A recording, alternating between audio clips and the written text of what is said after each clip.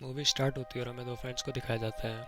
इनका नाम पॉल और मैडी होता है। ये दोनों चाइल्डहुड फ्रेंड होते हैं। अभी हम देखते हैं कि इनके बीच किसी बात को लेकर झगड़ा हो गया है और ये दोनों अपने अपने रास्ते निकल जाते हैं। अब कुछ दूर आगे आ जाने के बाद कॉल को मैडी की चीखने की आवाज़ आती है, जिसके बाद कॉल मैडी को देखने के लिए वापस आती है। तभी कॉल को एक आदमी दिखता है जो उसके फ्रेंड को बेहोश करके ले जा रहा होता है। अभी हम देखते हैं कि कॉल की आंखों के सामने एक ब्लैकआउट होता है और हम कॉल को एक अनजान जगह पर देखते हैं जो एक बॉक्स में बंद थी। बॉक्स में एक रेड लाइट भी थी जिसमें से ये अल्ट्रासोनिक साउंड निकल रहा होता है। कॉल उस बॉक्स में से निकलने की बहुत सारा कोशिश करती है, लेकिन सुपरसोनिक साउंड के कारण वो उस बॉक्स से निकल नहीं पाती। कॉल से वो सुपरसोनिक साउंड बर्दाश्त नहीं हो रही थी, जिसके कारण वो दरवाजे को बहुत ज़ोर ज़ोर से पीटती है। फिर कुछ देर बाद वो उस बॉक्स को खोल के बाहर निकल आती है। फिर थोड़ी देर सुकून की सांस लेने के बाद वो देखती है कि वो किसी अनजान जंगल में है। और तभी उसको याद आता है कि उसकी फ्रेंड मैडी भी कल किडनैप हो गई थी। फिर कॉल मैडी को ज़ोर ज़ोर से आवाज़ देने लगती है, लेकिन कॉल को कुछ भी समझ नहीं आ रहा होता है कि उसके साथ ये क्या हो रहा है। वो मदद के लिए इधर उधर भागने लगती है और तभी उसको दो लड़कियां मिलती हैं जिनको उसी की तरह किडनैप किया गया था। दोनों में से एक का नाम एलाइस और दूसरे का नाम सीना होता है। दोनों को भी इसी तरह किडनैप करके यहाँ पर छोड़ा गया था। फिर सीना कॉल से पूछती है कि तुम्हारे पास फ़ोन है। इस पर सीना को लगता है कि जिस बॉक्स में वो थी उसी बॉक्स में उसका फ़ोन गिरा होगा। लेकिन जब ये तीनों कॉल के बॉक्स के पास आते हैं, उस बॉक्स में कॉल का फ़ोन नहीं मिलता, क्योंकि जिन भी लोगों ने इनको किडनैप किया था उन लोगों ने इनका फ़ोन भी ले लिया था। तभी हम लोग देखते हैं कि कॉल को दौरा पड़ा है, जिसके कारण उसकी आंखों के सामने अंधेरा आ जाता है और वो वहीं पर बेहोश होकर गिर जाती है। और जैसे ही कॉल बेहोश होती है वो किसी दूसरे के माइंड से कनेक्टेड हो जाती है। वो देखती है कि कोई इंसान कुल्हाड़ी लेकर घूम रहा होता है। कुछ देर बाद जब कॉल को होश आता है तो वो देखती है उसके सामने एलाइस थी और सीना उसको कहीं भी नहीं दिख रही थी। कॉल एलाइस से सेना के बारे में पूछती है। तब एलाइस बताती है कि जब तुम बेहोश हुई थी तब वो चली गई थी। अब एलाइस कॉल से पूछती है कि तुम अचानक बेहोश कैसे हो गई थी। अब कॉल उसको बताती है कि उसको एपिलेप्सी है। एपिलेप्सी एक प्रकार का डिसऑर्डर होता है जिसके कारण नसें काम करना बंद कर देती हैं, जिसके कारण उस इंसान को दौरा पड़ता है और वो बेहोश हो जाता है। लेकिन सोचने वाली बात यह है कि जब वो बेहोश हुई थी तो वो कुल्हाड़े वाले आदमी से कैसे कनेक्टेड हो गई थी, और इस बात का जवाब हमें आगे पता चलने वाला है। अभी ये दोनों मिलकर एक डायरेक्शन में जाने लगते हैं जिस डायरेक्शन में सीना गई थी। कुछ दूर आगे चलने के बाद कॉल और एलाइस को वैसा ही एक और बॉक्स दिखता है। ये दोनों वहाँ पर पहुँचती हैं कि तभी इनको एक मास्क वाला आदमी दिखता है जिसके हाथ में कुल्हाड़ी थी। ये दोनों उस आदमी को देखकर बहुत ज़्यादा घबरा जाती हैं और वहीं पर छुप जाती हैं। अब हम उस मास्क वाले आदमी को देखते हैं जो इन्हीं की तरफ आ रहा होता है। तभी एक बार फिर से कॉल को दौरा पड़ता है और वो बेहोश हो जाती है। फिर से उस कुल्हाड़ी वाले आदमी की व्यू से कनेक्टेड हो जाती है। अब एलिस कॉल को बेहोश होता देख उसको वहाँ से छोड़ के भाग जाती है। कुल्हाड़ी वाला आदमी उसको भागता देख उसके पीछे लग जाता है। इधर हम कॉल को देखते हैं जो उस कुल्हाड़ी वाले आदमी को एलाइस का पीछा करते हुए दिखती है। अब कुछ दूर आगे आने के बाद कुल्हाड़ी वाला आदमी एलाइस पर हमला करता है, लेकिन वो चूक जाता है और एलिस उसकी कुल्हाड़ी निकाल कर उसी पर हमला करने लग जाती है। पर वो कुल्हाड़ी वाला आदमी उससे कुल्हाड़ी छीन कर उसको बहुत बुरी मौत देकर वहाँ से चला जाता है।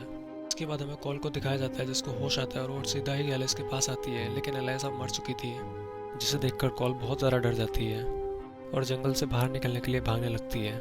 और काफ़ी देर तक भागने के बाद आखिरकार वो जंगल से बाहर निकल आती है और यहाँ से निकलने की कोशिश करती है।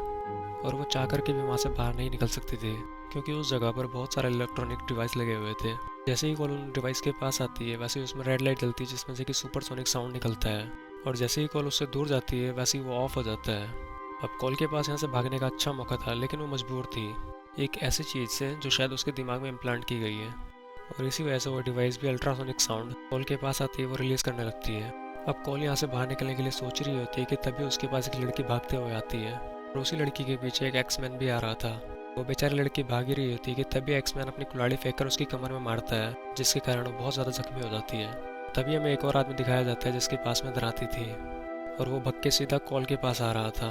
और यहाँ हम देखते हैं कि एक्समैन उसको रोकने की कोशिश कर रहा है। अब इन दोनों को देखने के बाद मानो जैसे कुल्हाड़ी वाला आदमी कॉल को बचा रहा होता है। अब इन दोनों की यहाँ पर बहुत खतरनाक फाइट होती है, और इसी बीच में कॉल उस लड़की के पास आती है और उसको वहाँ से उठा के ले जा लेती है। इधर हमें दिखाया जाता है कि सिकलमैन ने एक्समैन को मार दिया है। अब सिकलमैन कॉल को ढूंढने निकल जाता है। अब यहाँ से सीन शिफ्ट होता है और हमें कॉल को दिखाया जाता है जो लड़की अपना नाम उसको शैली बताती है। कॉल उस लड़की को झाड़ी के पीछे छुपाकर खुद मदद लेने के लिए भाग जाती है। शैली यहाँ पर डरी और सहमी हुई बैठी होती है कि तभी वहाँ पर सिकलमैन आ जाता है और वो शैली को बहुत बुरी तरह से पीटता है। बेचारी शैली उसके सामने बहुत ज़्यादा गिड़गिड़ाती है, रोती है, लेकिन उस हैवान को उसके ऊपर ज़रा सा भी तरस नहीं आता और वो उसके दोनों हाथ उखाड़ देता है। इधर कॉल का सामना एक पिग मैन हो जाता है जो उस पर हमला कर देता है, पर जैसे सिकल मैन उस लड़की का हाथ उखाड़ता है वैसे ही यहाँ पर पिग का सर ब्लास्ट हो जाता है और पिग मैन वहाँ पर मारा जाता है। इन सब के बीच में कॉल उसका हथियार उठाती है और एक अनजान जगह पर आ जाती है। वहाँ पर उसको बहुत सारे घर दिखते हैं। अब कॉल यहाँ पर बहुत ज़्यादा डरी हुई थी और तभी उसके पीछे से कोई आता है और वो बिना कुछ सोचे समझे उस पर हमला कर देती है। अब कॉल ने जिसको मारा होता है वो लड़की भी इन्हीं की तरह किडनैप होकर यहाँ पर आई हुई थी, जो कॉल के हाथों एक्सीडेंटली मारी जाती है। और तभी हम यहाँ पर सीना और एक लड़की को देखते हैं जो उसके साथ आई हुई थी। अब वे दोनों अपने एक साथी को मरा हुआ देख डर जाते हैं और कॉल उनको समझाती है कि मैंने इसको एक्सीडेंटली मारा है, मैंने जानबूझकर इसको नहीं मारा। तभी हम देखते हैं कि कॉल को फिर से दौरा पड़ा है और वो फिर किसी और के माइंड से कनेक्टेड हो जाती है और वो देखती है कि उसकी फ्रेंड मैंडी को कोई छुपा रहा है, यानी कि उसकी कोई मदद कर रहा है। अब जब कॉल को होश आता है तब वो दूसरी लड़की को देखती है कि जो कि वहाँ पर डरी और सहमी हुई बैठी होती है और सीना वहाँ पर नहीं होती। अब कॉल उसके पास आकर उसको समझाती है कि जो मैंने किया वो सब एक गलती थी, मैंने जानबूझकर ये सब नहीं किया है। वो लड़की कॉल की बात मानकर उसको अपना नाम रोज़ बताती है और इसके बाद ये दोनों फ्रेंड्स बन जाती हैं और एक दूसरे का साथ ना छोड़ने का प्रॉमिस करते हैं। अब कॉल उसको बताती है कि मेरी फ्रेंड मैडी भी यहीं कहीं है, हमें उसको ढूंढना होगा। अब कॉल ये सोच रही थी कि जब भी वो बेहोश होती है कि वो दूसरे आदमी के साथ में कैसे कनेक्टेड हो जाती है, कि वो कैसे उन आदमियों के व्यू से देख पाती है। और तभी कॉल को याद आता है कि यहाँ जंगलों में आने से पहले वो एक ऑपरेशन थिएटर में थी जहाँ डॉक्टरों ने उसकी आंखों के साथ में कुछ किया हुआ था। अब कॉल एक चम्मच लेती है और उस मरी हुई लड़की की आंख निकालती है और रोज़ ये सब देखकर डर जाती है। और कॉल जैसे ही उस लड़की की आंख निकालती है वो देखती है कि उसकी आंख में कुछ वायर इम्प्लांट किए हुए हैं। अब कॉल समझ जाती है कि वो कैसे उन आदमियों के व्यू से कनेक्टेड हो जाती थी। लेकिन दोस्तों ये सब कॉल को ही दिखता था क्योंकि उसको एपिलेप्सी नामक एक बीमारी है। अब कॉल रोज़ को उस लड़की की आंख दिखाती है और तभी यहाँ पर सीना भी आ जाती है और वो सीना को सब कुछ बताती है कि कैसे उनकी आंखों में वायर इम्प्लांट किए हुए हैं, जिस वजह से वो हमें इतनी जल्दी ढूंढ लेते हैं। और जब मैं बेहोश हुई थी तब मैंने अपनी फ्रेंड मेडी को भी देखा जिसकी रक्षा एक बीस्ट कर रहा होता है, यानी कि हम सबका एक अलग अलग बीस्ट है जो कि हमारी रक्षा कर रहा है और बाकियों को मार देता है। और इस बात से हम ये समझ पाते हैं कि जब वो सिकल मैन कोल को मारने आ रहा होता है तभी वो एक्स मैन उसको बचाने के लिए उसके सामने आ जाता है, यानी कि वो सिर्फ कोल का ही गार्डियन बीस्ट होता है जो कि सिर्फ कोल को ही बचाएगा और बाकी लोगों को मार डालेगा। और ये सब अमीर लोगों ने एक गेम की तरह बनाया होता है और इस गेम को सिर्फ वही जीत सकता है जो आखिर तक सर्वाइव कर पाएगा। अब यहाँ पर सीना सोचती है कि अगर मैंने कॉल और रोज को मार दिया तो उनके गार्डियन बीस्ट भी मर जाएंगे और इसी तरह मैं कॉल के फ्रेंड को भी मार के यहाँ से बचकर निकल जाऊंगी।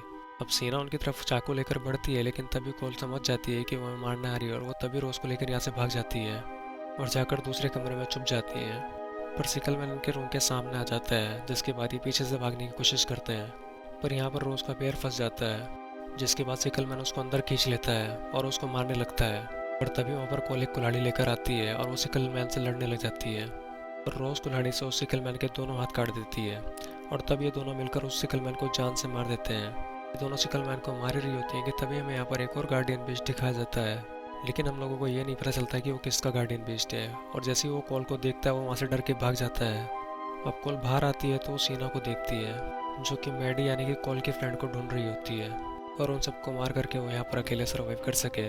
अब रोज चुप करके उनको देख रही होती है कि तभी यहाँ पर एक गार्डियन बीस्ट आ जाता है जो उसको किडनैप करके ले जाने लगता है और वो रोज को मारने वाला होता है कि तभी हमें यहाँ पर पता चलता है कि ये गार्डियन बीस्ट सेना का होता है और वो उसको मारने की कोशिश इसीलिए कर रहा है कि ताकि वो और सेना यहाँ पर आखिर में सर्वाइव कर सके।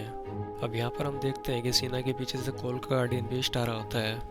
अब कोल सेना को अपनी बातों में उलझा के रखती है, तभी कोल का गार्डियन बीस्ट उसके सर के 2 टुकड़े कर देता है और उसे जान से मार देता है। सेना के मर जाने के बाद उसका गार्डियन बीस्ट भी ब्लास्ट होकर मर जाता है। सेना के मर जाने के बाद वो सेफ हो जाती है और हम यहाँ पर कॉल को देखते हैं जो कि अपने गार्डियन बीस्ट को जान से मार देती है ताकि वो अपने फ्रेंड्स के लिए मुसीबत ना बन जाए। अब वे दोनों मिलकर मैडी को ढूंढ लेते हैं और कॉल मैडी को यहाँ पर सही सलामत देखकर बहुत ज़्यादा खुश हो जाती है। अब हम यहाँ पर एक और गार्डियन बीस्ट को देखते हैं जो कि बहुत ज़्यादा खतरनाक लग रहा होता है और वो गार्डियन बीस्ट मैडी का होता है। अब कॉल को पता होता है कि वो सिर्फ रोज को और मुझे ही मारेगा और कॉल को लाइट उठाकर उसके सामने जाकर खड़ी हो जाती है, लेकिन गलत टाइम पर उसको फिर से दौरा पड़ जाता है जिसके बाद वो बेहोश हो जाती है। और अब बेहोश होने के बाद वो मैडी के गार्डियन बीस्ट की आंखों से अपने आप को गिरता हुआ देखती है। अब ये गार्डियन बीस्ट कॉल और रोज को मारने के लिए आगे बढ़ रहा होता है कि तभी रोज चाकू से मैडी का गला काट देती है जिसके बाद मैडी मर जाती है।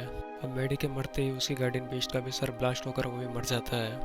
अब कुछ देर बाद जब कॉल को होश आता है तब वो अपनी बेस्ट फ्रेंड मैडी को मरा हुआ देख रोज पर गुस्सा करने लग जाती है और वो उसको वहाँ से बुरा भला बोलकर भगा देती है। अब हम कॉल को देखते हैं जो कि उसी इलेक्ट्रिक डिवाइसेस से बने हुए बैरियर के पास आई हुई है और अपनी बाईं आंख को निकाल कर फेंक देती है जिसके अंदर वायर इम्प्लांट था, जिसके बाद उसको उस डिवाइस से भी कोई फ़र्क नहीं पड़ रहा होता है और जिसके बाद कॉल वहाँ से आखिरकार बाहर निकलने में सफल हो जाती है। अब रोज़ यहाँ पर अकेली बची थी और जो इन पर नज़र रख रहा था उसको लगता है कि सिर्फ रोज़ ही अकेली बची है, इसलिए वो रोज़ को विनर अनाउंस कर देता है अब एक चेयर पे हम एक आदमी को देखते हैं जो कि वीआर बॉक्स पर एलाइस की डेथ रिप्लाई देख रहा होता है, और तभी यहाँ पर कॉल आती है और उस आदमी को इलेक्ट्रिक शॉक देकर उसको बेहोश करके यहाँ से ले जाती है। और इसी सीन के साथ इस मूवी की कहानी यहीं पर ख़त्म होती है। अगर ये वीडियो आपको जरा सी भी पसंद आई है तो प्लीज़ इस वीडियो को लाइक और शेयर ज़रूर करना, और हाँ, चैनल को सब्सक्राइब करना मत भूलना।